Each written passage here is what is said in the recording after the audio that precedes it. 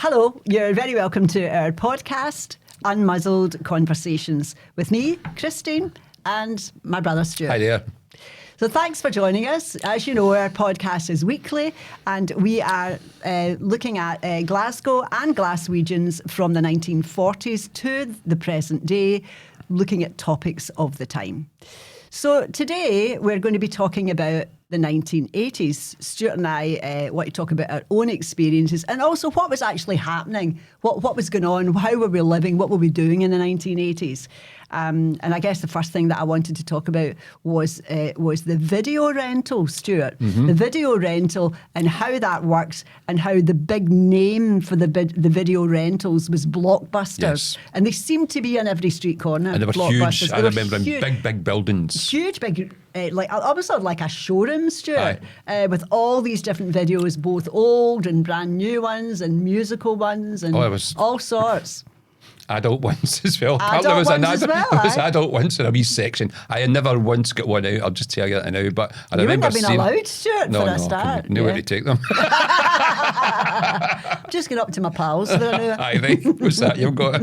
It's a book. Aye, right. So it was a great... I mean, people loved it, didn't they? I seem to remember that you could there's like weekend rentals. Mm-hmm. So you would maybe go on a Friday night and you would pay to have it, you had to return it on a Sunday night. And this is where the things went wrong sometimes, because you forgot to take it back. Aye. And if you forgot to take it back, there was a charge. And you would maybe give it to somebody, you know, and they wouldn't give you it back in time, or, you know, stuff like that. Aye. So there was always that rush to make sure you got it back so you didn't have to pay extra. But it was a big part of how we lived then, wasn't it? It was, I think as well that you could get them during the week, but I do seem to think you could also get them for a week. Could you? You could get a weekly thing if you maybe wanted to watch it a couple of times and maybe give it to your pal or your sister or something like that. So I think that was a big part of living. You had to be 80s. A member, though, didn't you? That's absolutely right. Did you have to pay? I don't recall. I don't think you did. I think you had your name and address had to be checked out, because I suppose you could just steal them. At the end of the day, if you didn't give them a proper name and address, you could just take the videos and disappear with them, sell them. It must have been a really profitable business, though, Stuart? Aye, it was a great idea, though, when you think videos, because how else will you get... You can only go to the cinema, and the videos were generally quite good quality. But I remember when we got one, there was two types at the time. I can't recall what they were. Betamax. Oh, Betamax. And the other one. And Betamax apparently was the better of the two. Oh, was it? Because the whole fucking world... So, of course, you needed a video recorder. I forgot to say that. A video player. A video player. Video player, aye. Aye, to put the videos in. That's right. So it was like a whole separate machine. Yes, it was. Aye. I forgot to say that. We had people told us a Betamax is the better of the two. Fine, right. Of course, the whole fucking world goes the other way, and we've got a Betamax. But it lasted for a couple of years. You could get almost the same films in Betamax. But of course, they probably somebody selling Betamax that told you that. I'm sure it was. No, I just remember something. I remember Tommy McNee. One of his wee girls. He had two wee girls, and one of them put Weetabix inside the drawer thing, and it was one of the ones that you pressed the button and the drawer thing come up. Aye, I remember that. And just turned his Weetabix in it, closed it. Oh no! That was the end of that. I think it was. Absolutely. So a wee child can always break what you've got. Aye. So I think that I was trying to think, what would be on the telly then? Would we have Channel 4, Yeah, so Channel 4, Channel 5 I'm sure was there as well. There was no Sky then, was there? No, this is pre-Sky days. Sky came out in the early 90s, right. As I recall. So all we had was BBC One, BBC Two, STV, Channel 4 and Channel 5. Uh-huh.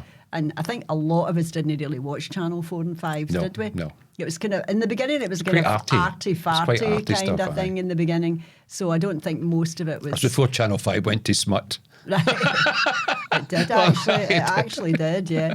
Because we were all like hooked in Corrie and all the soaps and stuff like that. Well, certainly we're mums and all that were in Emmerdale. So that was something really incredible and brought the cinema into your own home in many ways. It took a long time, as I recall, for films to actually reach the TV. Mm-hmm. You know, you still got films, but I think it was years, Christine. Mm-hmm. I think it was. And there wouldn't be that many good films on, Stuart, on a regular basis. And no. you know, I mean, maybe on a Sunday afternoon you would sometimes. Generally, they were old films. They were old films. They were films from time to time, but people, especially Scottish people, especially Glaswegians, always loved the cinema. Yes. And so it was a real natural thing for people in Scotland. But here you were, you could bring the cinema into your own home without having to go out. Of course, the cost, you were only paying for one video as opposed to, let's say, a family for 3 seats and popcorn and all the other things that go with it. You'd actually say you didn't need to go out if it was raining. So it was a real breakthrough, really, when you think about it. I was going to say as well that where I lived in Lennoxtown, eventually there was a video shop, but before that there was a van, like an ice cream van going round. I probably was an ice cream van at one time, and they did video rentals. It was a great idea. That's a good idea because without your... There are a lot of costs in that though. Having said that, they didn't have a building, so but a lot of. But anyway, it worked for quite a wee while. But obviously, it just stopped. So it must have been. It became non-profitable or no profit enough. But it was a great thing, and people were excited by it, and were excited for the weekend to go and. Because the worst thing was if you said, "What video are we going to get?" And sometimes if you're lucky, you get a couple. You know, your mum might say, I would like to see this. Because it was quite a big conversation to figure out that one that everybody was going to like. Of course, you know, so you'd maybe be lucky enough to get 2. Something quite funny happened.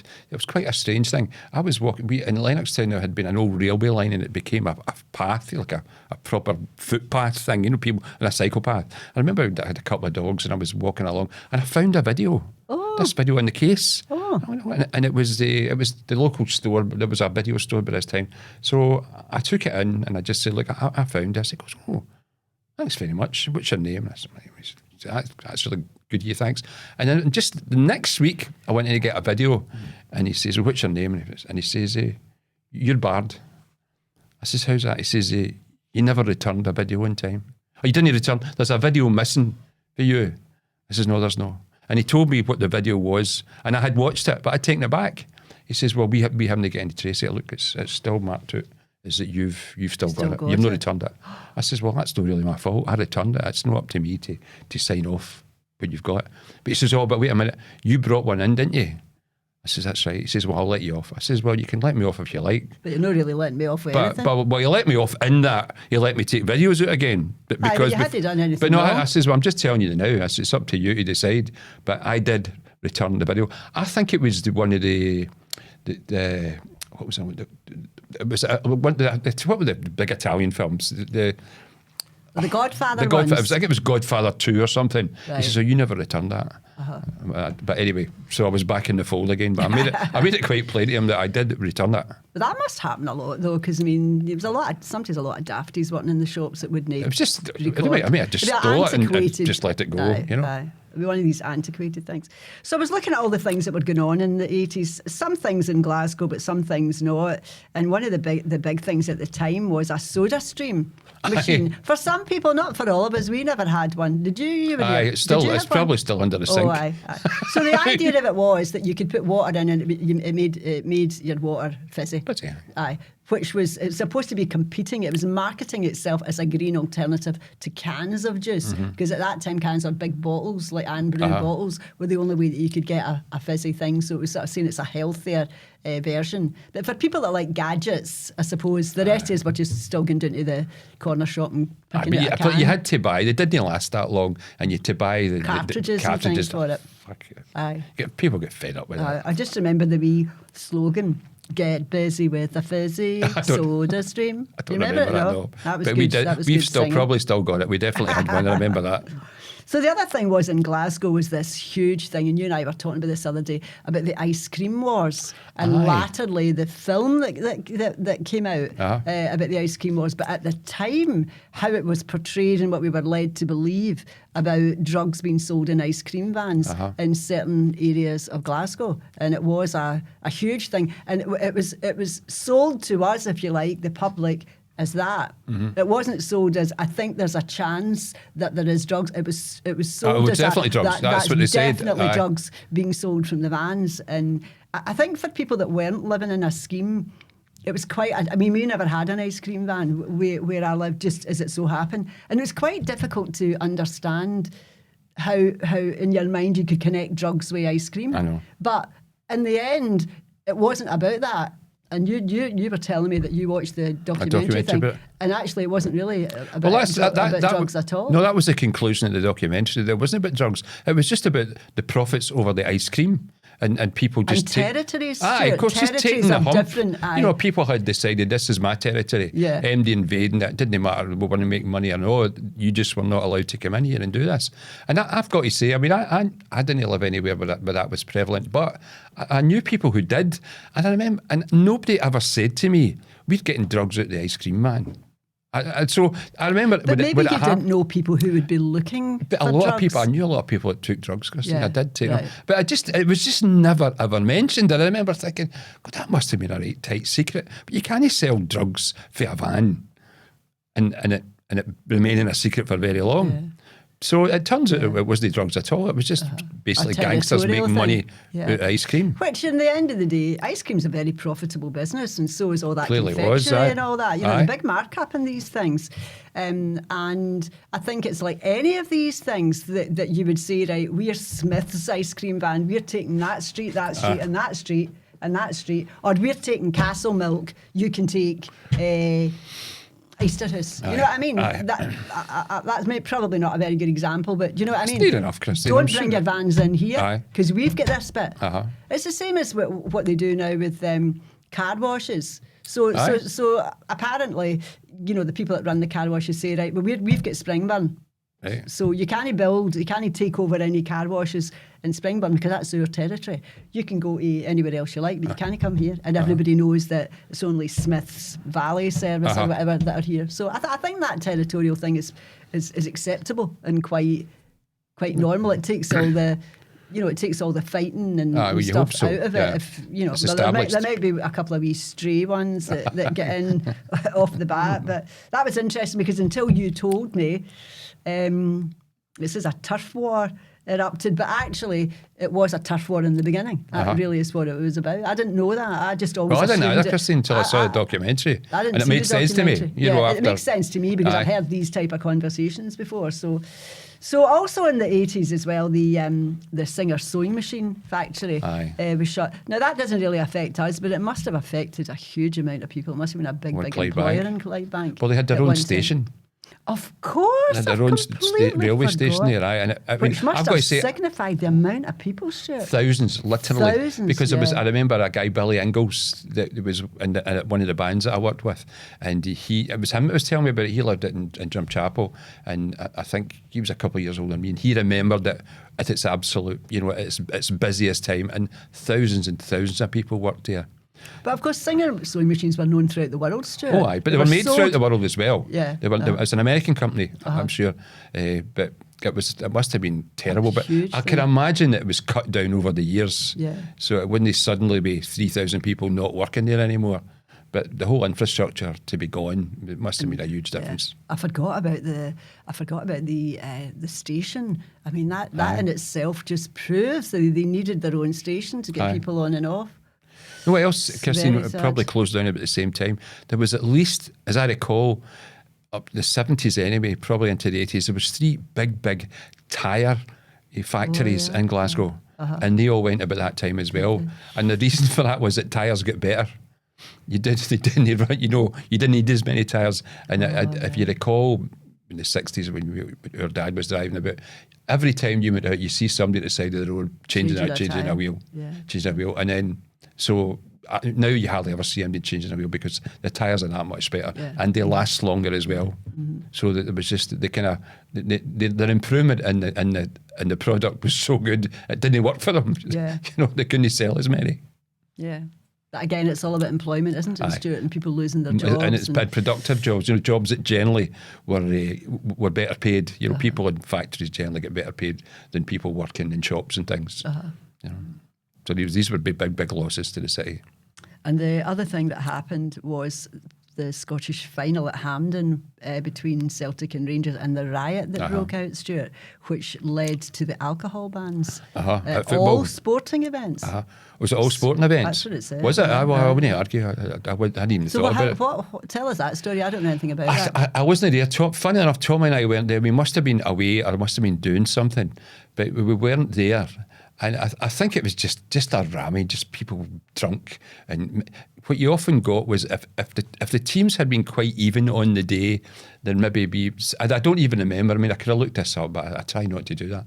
If it had been, say, quite a close result, say 2-1 or something like that, and people felt they were robbed by a goal, by a bad refereeing decision or something dodgy, they would take the hump. They would get paranoid about it. Either side. The lunatics on either side, and it just developed for there. People were drunk. And at that time, people were invading the park quite a lot. It was a thing throughout the 70s that became later on. They put fences up in almost all the grounds in the UK. And then after the disaster, at Liverpool, Hillsborough, they made them think again, well, okay, they're doing one thing, but there's another problem there's a price here for this, of death. And I think that's all it was. I'm just drunk people get onto the park. And if you think about it, no matter how many policemen were there was never that many to quell, if you want to call it a full-scale riot. I don't know if there was thousands in the park, but it was certainly hundreds. And to bring the mounted police in, it was all very dramatic, things like that. Was anybody really hurt? I don't think so. I don't think there was too many blows thrown. As normally you see these big gang fights, they face up to each other and maybe somebody gets singled out and a few people descend on him, couple of blows on him, and then they disappear. Fortunately, and fortunately, I don't think any fatal blows were dealt. But it was a very dramatic, very violent scene. Very out of control. Oh, absolutely. Briefly, maybe a few minutes, maybe even more than a few minutes, but very, very frightening. And as I say, I couldn't emphasise enough how dramatic that looked, and it reflected really, really badly in Scottish football. So that was it. They stopped to drink. Mm-hmm. And the other thing on the other side of the scale was that Pope John Paul visited Glasgow and Edinburgh. Now, for Catholics, that was a massive thing. I don't think he'd been a pope had ever visited the UK before. I don't think so. And remember the Pope Mobile? That's right, like an ice cream van. Is that an ice cream van? Aye, I could have, it looked like a perspex, I'm sure it was, maybe a glass kind of thing over the top of him. And people were just enthralled about him coming. So it was a really, really big deal. It went to Glasgow and Edinburgh. It went down well. I mean, obviously we weren't Catholics, but would we? Yeah, but I don't know anybody who was unhappy about it. No, I wasn't Unfortunately, I don't remember any. Maybe there were some demonstrations, but I don't remember there being any, and I don't remember there being any violence. It was just a very peaceful, and for a lot of Catholic people, it was extremely exciting and really happy day for a lot of people that even people talk to this day, talk about to this day. I managed to see the Pope when he came in, because it's a huge thing, And he seemed to be a very kind of open. Pope was a nice John Paul Pope, II, wasn't he? Yeah, he was Polish, nice, and he seemed to be a very open man. A very nice guy. You couldn't just look at him and dislike him because he spoke quite well and that. So it was, I think he was a very positive thing for Scotland. And I think he was quite a personable person. You always feel as if sometimes the popes are a wee bit distant from other people and don't really connect. He seemed to really connect with people because people just loved him. So I was glad that if a pope did come, it was him. Because I think if they had to choose, that's the one they would have wanted because he seemed to connect so much with the people. And then the Falkland War in 1982. What do you know about this? I just know about Prince Andrew. That's what I know. He doesn't sweat because of that. Well, he did his bit. He was a helicopter pilot under fire, which is, you're extremely vulnerable. I mean, I remember I was in the TA at that time, and we used to spend a lot of time Prince Andrew. A lot of time working with helicopters. And I had always thought that helicopter blades were made of some like steel, but they're not. They're made of some sort of plastic stuff, and you think, what? You always thought bullets would bounce off them, but they don't. Bullets shatter them. So it's a very, very vulnerable job being inside a helicopter. I was in a lot of them, not in the war, but they're quite vulnerable machines. Very, very slow. And big, heavy things, that don't go fast. But I guess that the cynical part of me, which doesn't come out often, would probably think, would he get the best helicopter? Would he get the best guy with him? who was, that Who could knows? save him, or do you know what I mean? No, is that just silly to think that? I think Yeah. it is. I I don't don't know think enough they've about got it. more. Okay. I think I don't think the Very, military. very nice to Prince Andrew today, Stuart. It's not. You're, No, you're not a Prince Andrew guy. No, really. I'm just telling the truth. I'm Yes, not. of No, I'm course, not. of course. I don't believe in outrageous privilege and taking advantage of the privilege. I accept that there is privilege. There's privilege in kind of anything. Left wing, right wing. There are people who are privileged, whether they admit it or not. They are. For instance, do you think there'll ever be a working class leader of the Labour Party? Very much doubt it. Just saying. I think Harold Wilson was the man. He was the last one. He was the last one. He was an academic, and Exactly. Aye. It was only because of his accent, wasn't it? That they kind of labelled him like that. So that was a success, wasn't it? That's the Margaret Thatcher years, wasn't it? As wars go, it was a terrific success. Yeah. And the UK did well out of it. And it seemed to be quite a short war, Stuart. It didn't seem to go maybe on. 6 weeks or something like that. That's very short for a war, isn't it? Aye. 6 weeks. I mean, Funny enough, the wars years and years ago were quite short because they would run out of food quite quickly and run out. You just give up. Well, somebody would, and I think we spoke earlier. I did earlier. We were talking about the war, about like the Great War, and when the Great War started, nobody. I mean, there was always a thing like it'll be over by Christmas, but the British government never thought that, but the press thought that because they are looking back on wars in the past, even like big wars like the Crimean War, which had been 60 years before, didn't last very long because they just couldn't maintain them, And generally, and if you go further back, the soldiers, there was hardly anybody a full-time soldier. They were all just people. Most people were peasants that were from the land, so they could only go so long, and then they had to send them back because we eat grain, so they have to go back and do their jobs. Yeah. So it was like a kind of throwback to that, But it was a success, and Margaret Thatcher lapped it up. Oh, didn't absolutely! She It saved her. lapped it up. Absolutely saved her. Absolutely. So on a completely different side, the first gay club opened officially in Glasgow called Bennett's. I've not got much to say about that. I wasn't a Bennett's fan, although I'm not gay, but I used to be called... there used to be a code thing. I hope I don't get this wrong and offend gay people, but there used to be a code thing back in the day where people would say, "Are you a friend of Dorothy?" You know this one, Stuart, because you met a gay guy that said to you, "I'm a friend of Dorothy." I don't remember it, Who Christine. worked with me at the Hilton. The guy that came from Sao Paulo. Right. Remember that? Aye. Aye. And he said to you, "I'm a friend of Dorothy." Aye. Or "Are you a friend of Dorothy?" That was the code. Was it? That was the I code. didn't pick it up, Christine. Aye. That was the code that meant, "Are you gay?"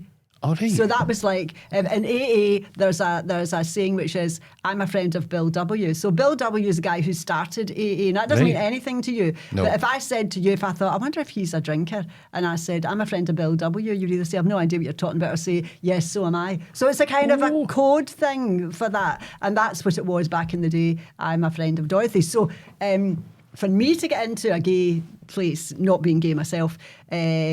Then you would say, Aye. "I'm a friend of Dorothy." They say, "Yeah, I know you, Christine, come on in." That's all right, because I was in there all the time. But if you went to a gay, and you didn't know, let's say you came to Glasgow and you thought, "Oh, it's like a nice club, I'll just have a wee look in there." And they would say, "Are you a friend of Dorothy?"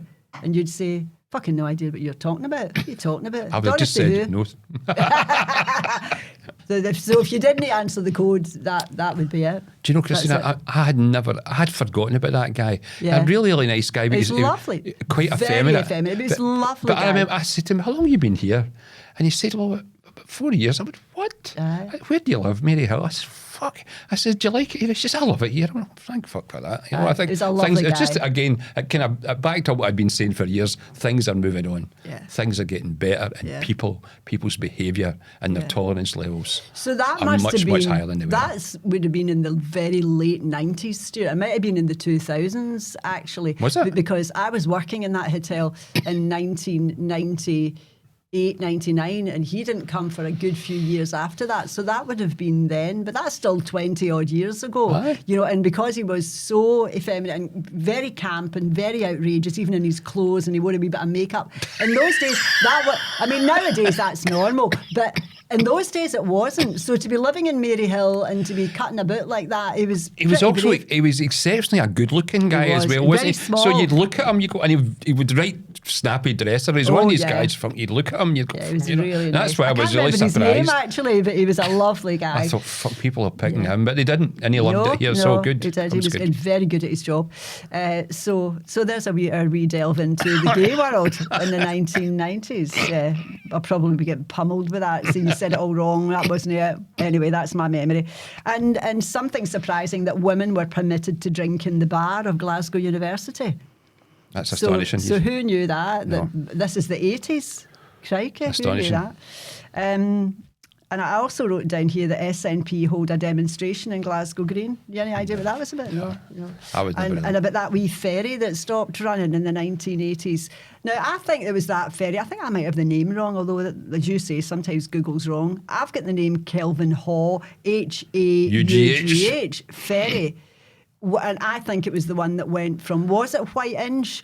Over to, was it White Inch or was it? No, it is. I remember there being a ferry called the White Inch Ferry. Maybe that was it then. Or was there another one? There could be another one.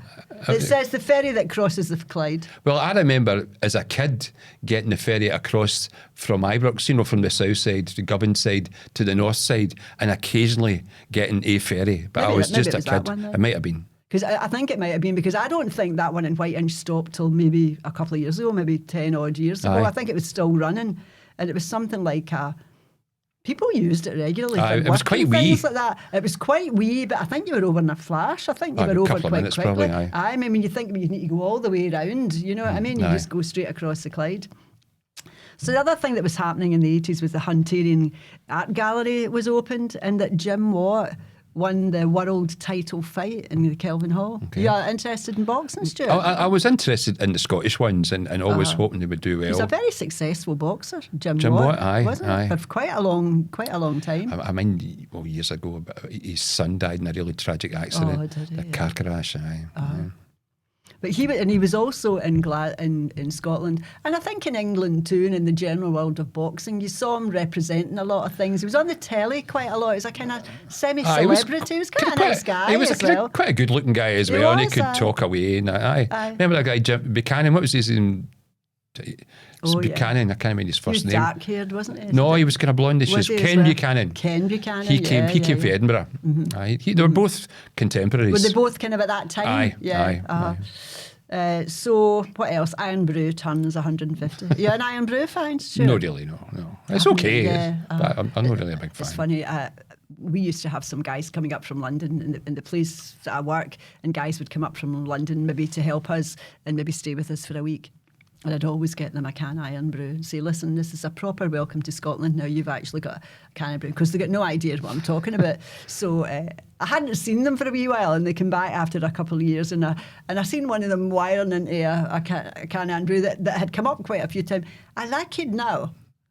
I get it in London. I said, you're kidding. No, he says, I love it. The Iron Brew. The Iron Brew. I said, so very good. So that Scottish people love Iron Brew. Do they know? I mean, it was always the drink that you took on a Sunday morning after. that was I was never a a hangover bender. cure. I was never a hangover. Now it's a McDonald's, Stuart. Is it? That's Is what it? they go. That's what my son goes for anyway, a McDonald's. So, and Bob Marley played at the Apollo. Now there is a real international star there. Aye. Yeah, Bob Marley fan, Stuart. Aye, yeah, I had like lots Bob of Marley. stuff. I had Aye. the famous double album Babylon by Bus. Oh, right, I had that in vinyl. Yeah, I don't know where it is now, but I liked him.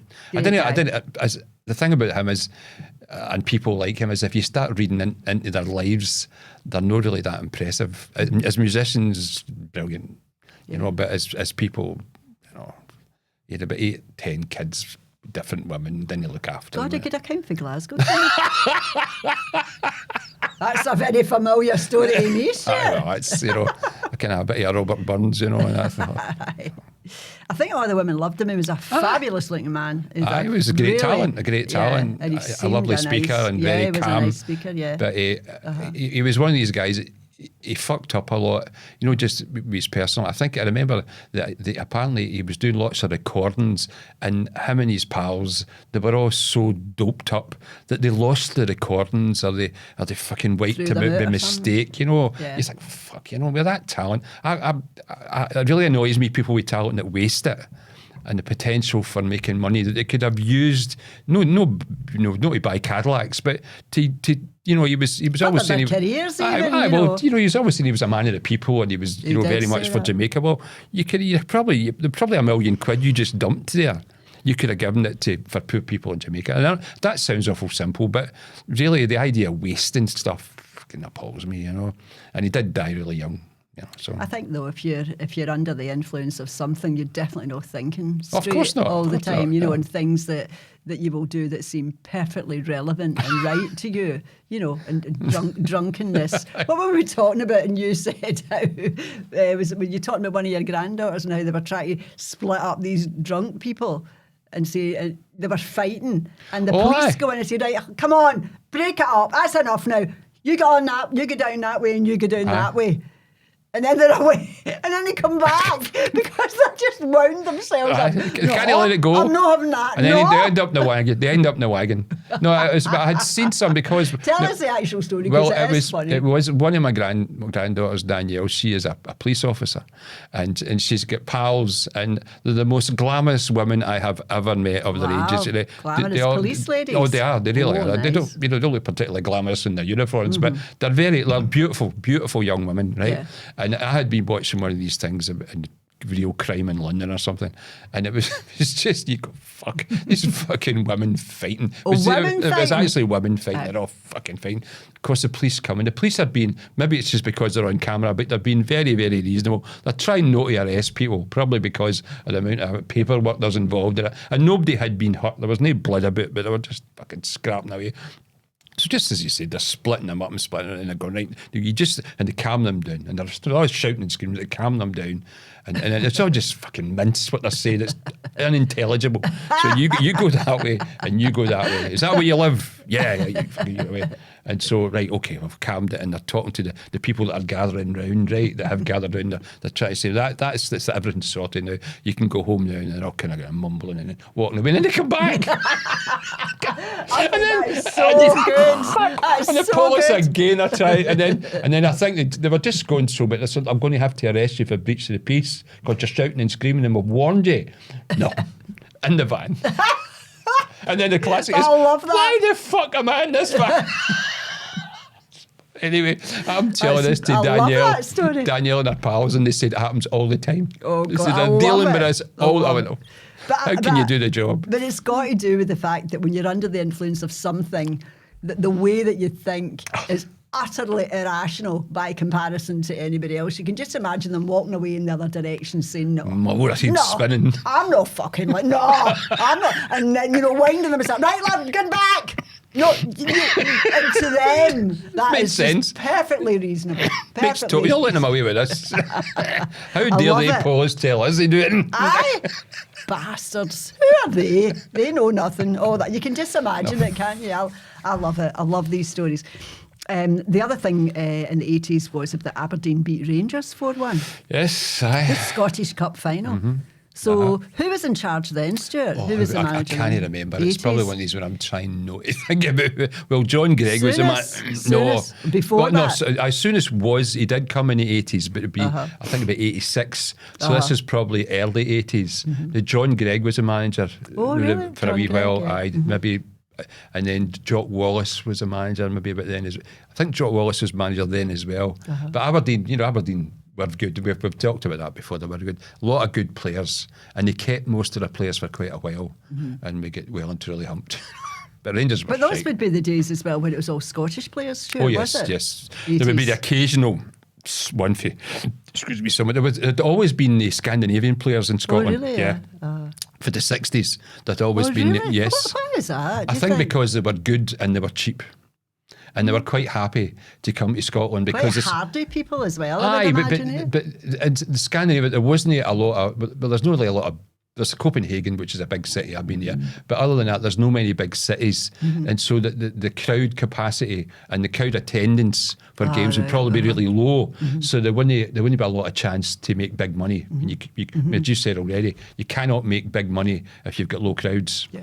So I'm sure that's why they came over, and it was a stepping stone maybe to go to England. But Scottish football was quite reasonable in the 80s. So it's kind of, if there was any kind of any kind of additions, it was mostly from that country. Yes, as I recall, Yeah, there was aye. Rangers had a few. A guy called Kai Johansson. Oh yes, I remember Our that. mum knew his wife. Our Did mum, she? she worked with her.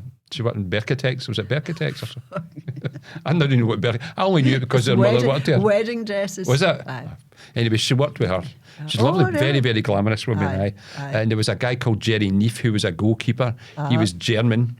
He came to Rangers in the early 70s, but there was always the odd guy. But just said the vast majority. So do were you Scottish think then players. that when Dick Advocaat came, I know we're not going to talk about that because we've done a whole episode about him, but he's the one that started to bring in a lot of players, or had that happen It before happened him? Soonest. Soonest, right. Did that. Soonest was given a huge checkbook, an enormous, and he basically fucked a lot of that up because he was buying. The only players that he had success with, and to me, he doesn't deserve a lot of credit for it. What he deserves credit is for getting them was basically Scottish and English international players.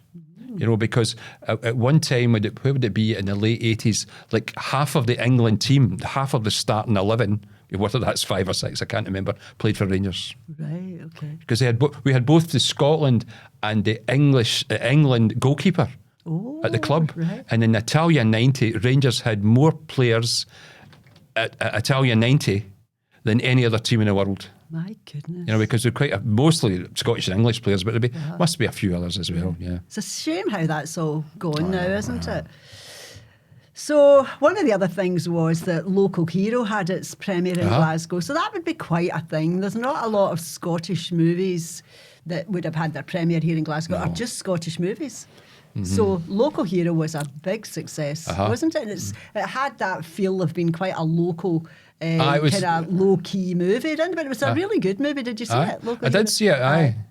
And a lot of nice scenery and things like that. It was lovely. It was a very, very pleasant. I don't think there was any crime in it, was there? There wasn't any violence in it. It was that. But at the time, did Gregory's Girl come out then as well? It did come out then. I'm just about to say that. That was released and it was set in the iconic Cumbernauld. I mean, Cumbernauld was used for a lot of movies. Was it? Oh, now? Even now? Is Cumbernauld. It's something to do with all the concrete buildings. Is it Mad Max films? Aye. Like that type of movie. Aye. Even today. That's why they built the very first film studios were built in Cumbernauld for Glasgow. I had no idea. Aye. I've not been in it, but I mean, I that's what remember hear, being in the shopping centre, and this is years and years ago, and driving in, and you drive underneath it, and you go, for fuck's sake, this is straight out of Mad Max. Exactly. Aye, well, that's why they use it. They use it for all sorts of things. And also the film Comfort and Joy came out, and that was actually about the ice cream wars. I don't think I ever saw it, Christine. Who was in that? I can't even remember. I thought I had the date on it. No, I don't have the date on it. I didn't see it either, but it was quite a popular film, and it was very popular in Scotland as well, because as I say, there's very few Scottish films actually made, maybe just no enough money to make them about Scotland and Scottish actors and things like that. But as you often say yourself, Stuart, there's not that many Scottish actors going about. There's two things Scottish people shouldn't be: waiters and actors. Yeah, there you go. There are the odd exception. They're quite profound exceptions, but they are very much the exception. Most of them are fucking And I wrong. think, as we've said before, we could definitely do a podcast on aspects, not all aspects of Scottish hospitality. We've touched on it a couple of weeks ago when we did our work one. And in fact, one of my pals that used to work with me said, "Oh God, I was killing myself laughing, Kristen, because I remember every one of these. I said, remember, they're based on a true story, based on a true story." And so that's funny for him to remember me saying, "Oh, for fuck's sake, man.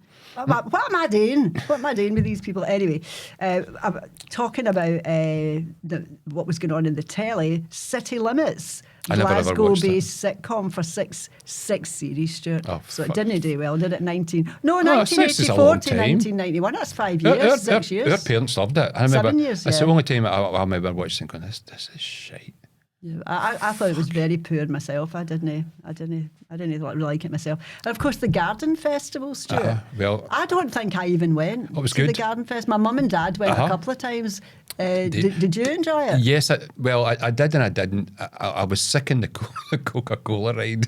Oh, God, weren't you? All the things I've done in my life, but I cannot go on anything to do with the shows. I just cannot do it. What kind of ride was It that? was, as I recall, it went straight up in the air.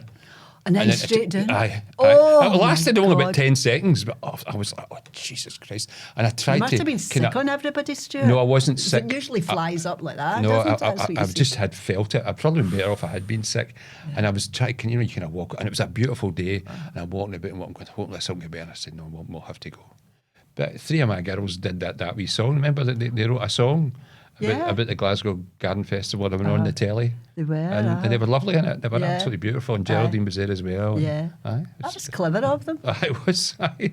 I think as well the garden centre kind of changed things. We were talking about that the other day. It kind of changed things in Glasgow. It definitely did. And is that sort of at the time when things started to be updated? And Aye, well, I think they had been updated, before then. Was it in the 80s, Stuart, when they started sandblasting all the tenements? Was that in the 80s? Was it before that? No, I think that was ongoing. I think all that started about the 70s, Christine. Because I think probably the early 70s, late 60s, early 70s, I mean, I was still living in Glasgow and it was fucking terrible. I mean, you cannot see how bad it was, because if you think about these buildings, these old buildings that were poorly built, a lot of these tenements were coming to the end of their lives, and they were terrible, and the people were behaving really, really badly. All these fucking head cases running about in gangs and that. So I think it started in the 70s. The tidying up with the city. I think it even happened before that, Stuart. It may well have done. Even in the 50s. They built the new after schemes. The war, where the schemes were built. Of course, they built the new schemes. But that would have taken a time, though. These schemes were enormous. Absolutely enormous schemes. Well, I'm just thinking as well, what year was the City of Culture? Was that That was in the 80s, was it not? Well, I think that was it? It was. I'm sure that was the 80s. Funny, I don't have that at all. It might have been even the year of the Glasgow Garden Festival. Maybe that's why. No, I think it was after that. Was it? The Year of Culture.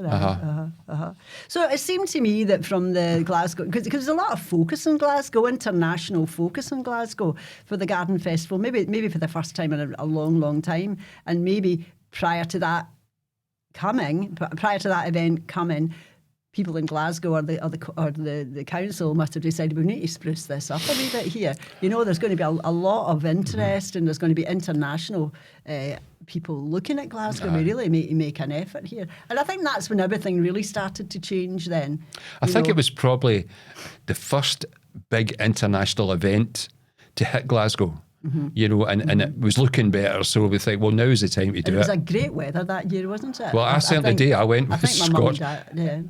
Aye, it was 1988, I think, wasn't it? 1988.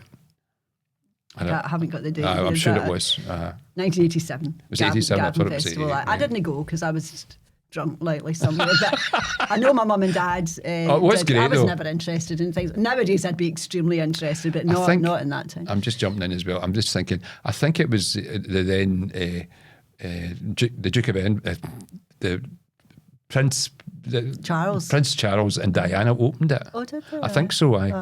Because I know I remember our mum and dad, and they were visiting us, and they were saying, "Oh, it's great." Yeah, they loved it. And I'm watching it, and I kept fucking talking, and I'm trying to see all these different things. Mr. No Patience, But I think they went a couple of times. I think old people got a kind of sort of a special ticket and things like that to go to. Is the site still there? Or did they build houses on the Garden Festival site? Because it was sited along the side of the Clyde. It was in Govan.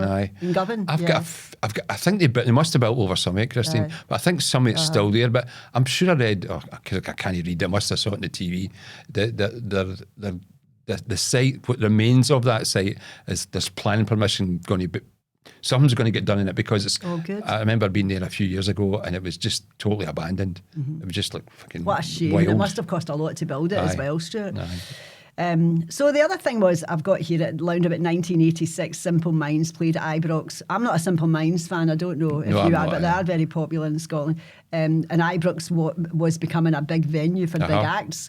Was that I didn't know this, but is that the first time that Ibrox had been used as a venue in the 80s? This would be 80s and 90s. Well, Elton John and Frank Sinatra. That's the two names I've got here. Well, what would have helped it would be the fact it was all seater. It was an all seater and mostly covered stadium, so that make a difference. And the size of it, the capacity as well. But which before would be that, much bigger than Hampden, Stuart. No, it wouldn't be bigger, but it wouldn't be. Aye, it would be. Right. It was a bigger area, but it wouldn't have the seats, Christine, you know. Right. It wouldn't have the, Right. but Right. what was I going to say there?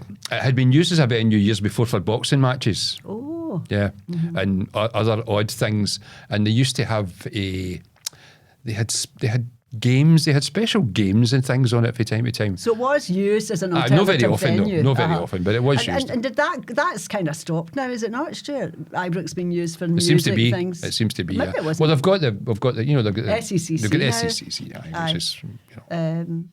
Did you ever go and see anybody? No, Ibrox, there? no. I remember people that I knew, that I worked with, went to see Frank Sinatra, who, it was a real shame because the man had been an immense talent, but then he was fucking hopeless. His voice was gone, and because you'd see him in the telly, and they would show you excerpts of it, and you think, fuck. He was off tune and Oh, all he's that. I mean, I oh, remember for thinking, fuck's sake. how embarrassing for you having had an glorious career. You think to yourself, I used to think you can't need the money, but then you never know what's never going on know. behind the scenes. You get don't no idea. know. But then there's also the compulsion to be on stage. That is a compulsion Ego. for Just your entertainers. ego. Aye. They need that warmth and that adoration, and because it's a big, big part of their life. So if you take it away, so you never really know what it's going to be. But if you can't sing and you're meant to be a singer, you really need to And he call was it a an day. immense singer. Yeah. Maybe one of the best singers of the 20th century. You know, and I wasn't even a big fan. Yeah. Only as an adult later on, listening to his record, you think, Jesus Christ, that's a voice. It's funny as well, Stuart, that I was in a supermarket the other day and they've got all the Christmas songs on, and there's Dean Martin singing, Aye. and you think, is that the best? I mean, I know he's a great singer, but how much have we moved on, and yet we're still listening to Dean Martin singing Christmas songs? So so that's of that era. Dean Martin was of that era as well. So I guess these people go on and on and on, don't they? Well, I remember he died. Frank Sinatra used to say he's doing his farewell tour. Aye.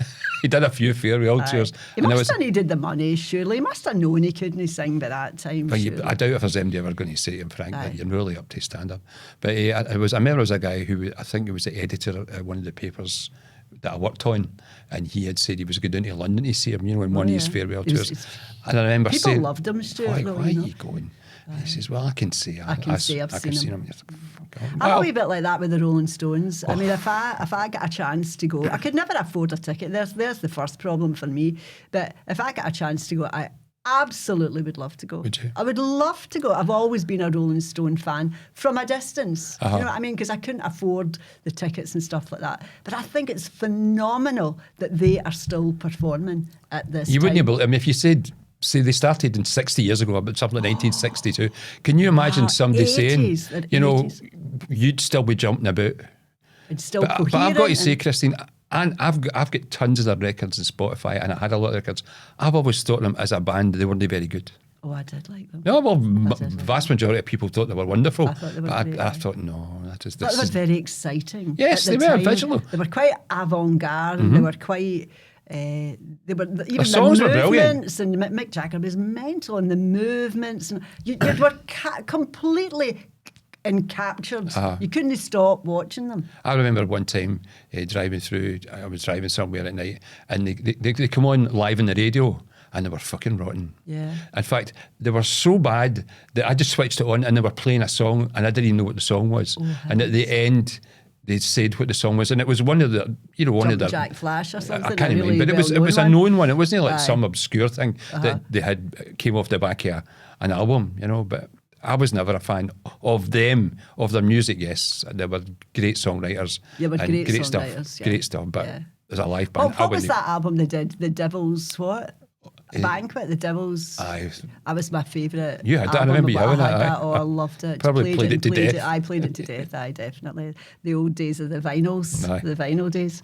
So, probably what shows in that were we watching in the telly in the 80s? So, I've got down here as well before I start that about the 1980s nightclubs, which were Maestros and the Tuxedo Princess. But that's not really part of your life in the 80s, Stuart. I was I was Being a a dad. mum. I was a mum actually in the 80s. I I don't know was if I a was dad. saying that I was drunk. I was a mum in the 80s, so that just wasn't it. I was out of the thing for me. But that's what people were doing. That's what some of the places they were going to.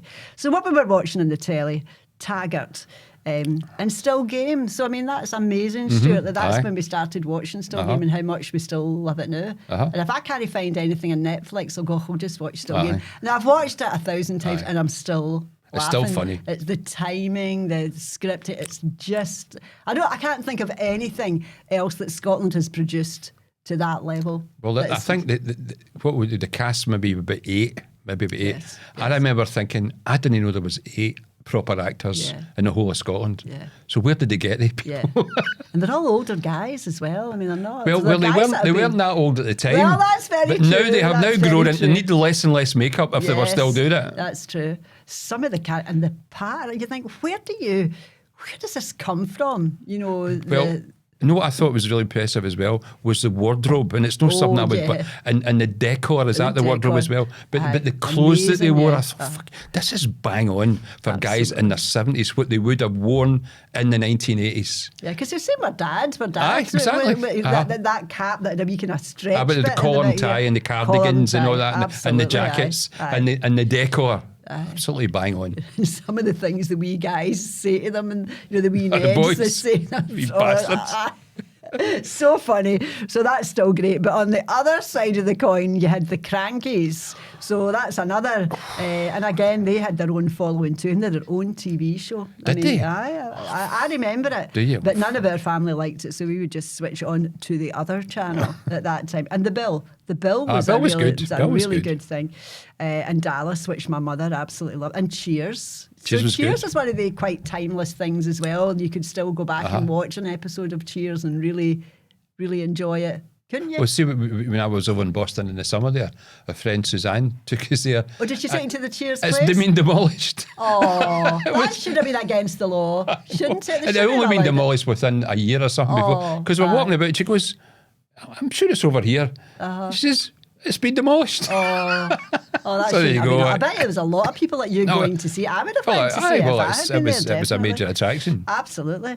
And then there was MASH. That was also MASH was good. really, Alan Alda. Aye, that was brilliant. And again, really fast, Uh-huh. witty stuff. And the Golden Girls. Brilliant. As well. Magnum PI, my mum. Oh, yeah, big fan of him. Big fan of him. Moustache. Oh, The Simpsons. You're a fan of The Simpsons. Oh, I was. Stuart? I suppose I never watch it now. Enough. I thought it was very, very good in its day. It was very I think clever. as well, you need to remember in the days we're talking about, we had very little choice Aye. in those days. It's not like now where we can go on and you've got a big telly like you with big choices, where I've got a wee telly and small choices. Is that right or is it wrong? Yes. You've got that strip there to pick for Stuart. I know you think there's 50 of these strips, but in this particular, You've got one in this strip. particular thing, we've got a few options: Spotify, YouTube, Netflix, and Sky News. There you go. What more are you needing? What fucking more are you wanting than that? That's more than enough for a person. And then More there's than a enough coal, for you me. start it up now. You still got valves in your telly. Wait a minute, you need to wait till it heats up. Wait a minute. till it You heats have to go up and turn the channel over. Aye. No, we were the remote controls. I see. Turn that over to Three, channel 3. channel three. Get up, hurry up. Channel 3. And Murder, She Wrote. Murder was Right. She Wrote was a big thing. That was popular with older probably still people. going. Oh, it is. Aye. And Knight Rider. Remember him, Stuart? That big guy. Kevin liked Knight Rider. Did he? A lot of the boys liked it because it was a kind of special car, wasn't it? It was Aye, a that's kind of right, fancy and car. that- big head case that was in it. He made a whole career out of that. He's got balls of steel. He's got You know the what? He's brassest neck, I giant know. in Germany. Is it? He's Yes. quite Germanic looking, Stuart. Well, I think his isn't he? parents are probably German. Ah, he's right. probably What's his first name? generation American. Michael something, isn't Something, it? I don't know. Aye. I remember Yeah, he did you know- the classic. Remember, he'd get photographed at an airport, fucking steaming. Oh, was he? And he pissed and shat himself as well. You think, oh, fuck. You Oh. really, that's truly beyond the pale, that one. You think, Well, I think it's fantastic because I how mean, could you live though after that? You I mean, you've just got this brass neck. And you just say, "Oh, that was yesterday." I'm fine. Moving on. I was my mental health was bothering me. You know, and I mean, anybody with any integrity would walk straight into the sea. Never be. Well, bang. The one thing you know is these people have no. They have none. They're a different caliber of human being. So the movies that were really the top grossing movie in the 80s was E.T. Not surprising, I don't think, because it was an incredible film. I think somebody was saying that the E.T. sort of thing is now for sale. You know, the actual model. Pieces, and they were talking about how it had to be moved with sticks and things like that, like a puppet. That's what they said, it had to be moved like a puppet because there wasn't the animation things that are available now. So it was actually quite a difficult thing to do and to make it look real. It's a great movie, great movie. I saw it again quite well in the last year. Oh, and you think it really was good. It was very clever.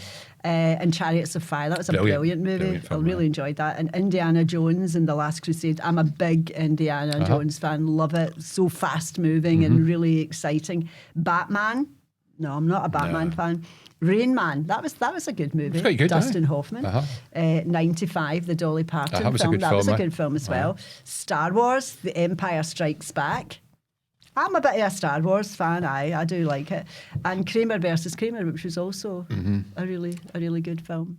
So that is the end for today. Now, I know it's a wee bit short today, but we are on a time scale today. So we've kind of rattled through that quite quickly. But if there's anything that you weren't aware of that was going on in the 80s, you know, no. All the important stuff has been covered. So if you say, "Oh, she never covered this," remember it wasn't important to be mentioned today. Only kidding. So thanks for your company today. It's been great to have you as always. We always remember you have a huge choice of podcasts to pick from. And if you choose us, then we're really pleased. And we hope you're enjoying the podcast so far. We're quite far into series 2 now, so we hope that you're enjoying them. Remember, you can find us on TikTok, on Facebook and on Instagram. And for the podcasts, you can find them on YouTube and Spotify. So thanks very much for joining us today. We'll look forward to seeing you next time. Goodbye from me, Christine, and from Stuart. Cheerio then. Okay. See you next time. Bye now. Bye.